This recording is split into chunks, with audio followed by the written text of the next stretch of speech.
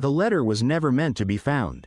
That's what made the handwriting shake as I unfolded the brittle paper in room 12 of the Sunset Ridge Motel, its edges yellowed like the Nevada desert outside. I'd pulled off Route 66 just before midnight, lured by the flickering vacancy sign and the kind of exhaustion that makes cheap motels feel like sanctuaries. The clerk didn't look up from his crossword when he slid the key across the counter. "You're the first guest in 3 weeks," he muttered. "Don't mind the dust." The room smelled of cigarettes and regret. I noticed the envelope immediately, propped against the lamp, my name written in faded blue ink. Not my actual name, the one my father called me when I was 6 years old. Nobody had used that name in 20 years. The desert wind howled through the cracked window as I began to read. Segment 2. The letter was dated October 17, 1987, the night my mother disappeared. "If you're reading this, you made it further than I did," it began. The handwriting was unmistakably hers, though I'd only seen it on grocery lists and birthday cards before she vanished. She wrote about driving west until the radio stations faded to static, about how the Sunset Ridge Motel was where she finally admitted she couldn't outrun whatever was chasing her. "I thought leaving would set you free," the letter continued. "But some roads only lead in circles." My hands trembled holding the paper. All these years, I'd assumed she abandoned us. Now I was standing in the last place she'd been seen alive, reading words that suggested something far darker. The mattress groaned as I sat down hard, noticing for the first time the initials carved into the nightstand, JM. And RM, with a heart. My parents' initials. Segment 3. Dawn painted the desert in pale gold when I found the photograph tucked behind the peeling wallpaper.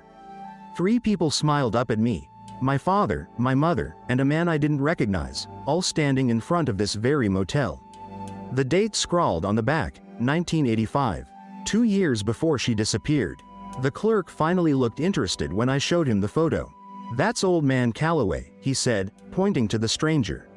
"Owned this place until 86. Died right there in room 12. He studied my face. You look just like him." The words hit like a desert storm. My mother's letter mentioned a secret that would ruin us all. Now I understood why she'd run, and why she'd chosen this motel to leave her confession. I spent hours tracing the grooves in that nightstand's carving, imagining her sitting here decades ago, writing the truth she couldn't speak aloud. Segment 4. The motel office yielded its own clues. A ledger from 1987 with my mother's check-in signature, and beneath it, another name. Richard Calloway Jr.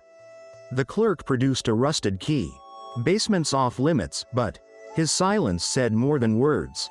The basement smelled of earth and engine oil. In the corner sat a 1982 Pontiac Sunbird, its Arizona plates coated in dust. My mother's car. The passenger seat held a child's sweater, pink, with a strawberry pattern. Mine. Newspaper clippings filled the glove box, all about a missing Phoenix woman named Janet Myers. My mother. The final clipping showed a different headline. Local businessman Richard Calloway Sr. dies in apparent suicide. The dates aligned perfectly. She hadn't abandoned us. She'd been uncovering the truth about my real father. Segment 5. I left the Sunset Ridge Motel as the sun dipped below the highway, carrying 2 things. My mother's letter, and the knowledge that some ghosts never stop haunting. The clerk waved as I pulled away. "Room 12's always open," he called. "Maybe someday I'll return. For now, I'm driving west like she did, but with a different destination. There's a grave in Phoenix that needs flowers, and a father who deserves to know why his wife never came home. The desert stretches endlessly ahead, just as it did for her in 1987. But where her road ended in silence, mine begins with truth. The last guest at the Highway Motel left more than a letter. She left a map to the life I was meant to live. And this time, I won't let the dust settle before following it.